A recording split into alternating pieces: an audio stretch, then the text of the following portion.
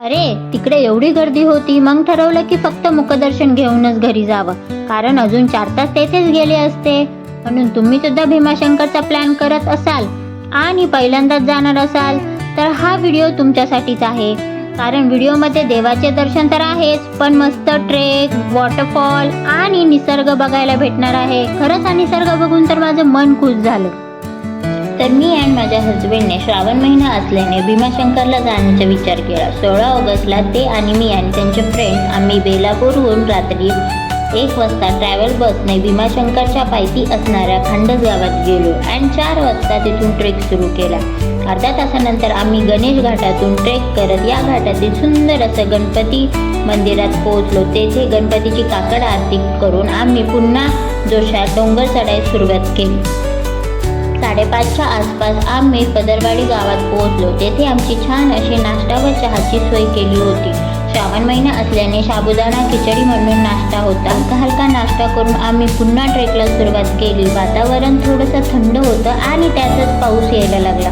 मग काय, कोई मिल गया मूवीमधील जादूमध्ये कन्वर्ट होऊन आम्ही ट्रेक कंटिन्यू केला.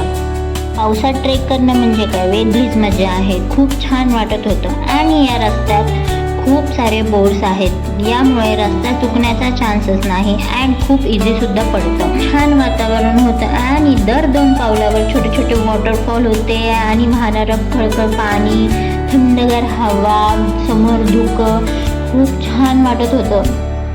हा माझा फर्स्ट ट्रेक होता, but it was best.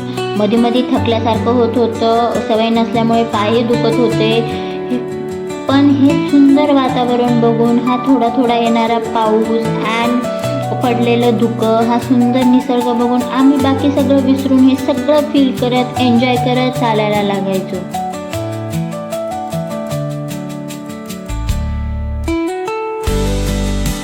Finally आम्ही 4 तासाच्या या सुंदर ट्रेक नंतर आमच्या डेस्टिनेशनला पोहोचलो, म्हणजे भीमाशंकरच्या मंदिरात पोहोचलो.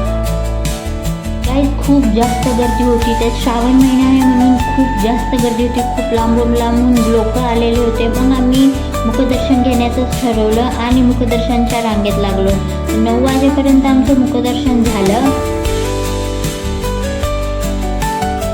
त्यानंतर आम्ही 1.5 किलोमीटर अंतरावरील भीमाशंकर नदीच्या उगम ठिकाणी जाण्यास निघालो. तेथे गेल्यानंतर तेथील एका काकांनी आम्हाला भीमा नदीची उगम रिलेटेड माहिती सांगितली. ते ऐकून खूप प्रसन्न वाटले.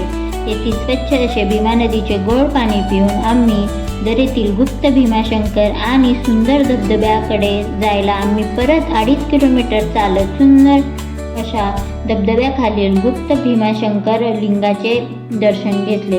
ते धबधब्याखाली थोडा एन्जॉय करून फोटोज व्हिडिओज काढून आम्ही 3च्या सुमारास खांडस गावातून परत घरी जायला निघालो.